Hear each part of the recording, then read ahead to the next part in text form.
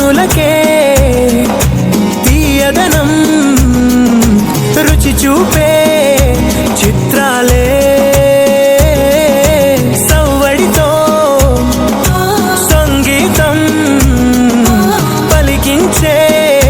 సెలయేళే పూల చెట్టుకి ఉందో భాష అలల మిట్టుకి ఉందో భాష అర్థమవ్వని వాళ్ళే లేరే అర్థం మాట్లాడే భాష పలకరింపే పులకరింపై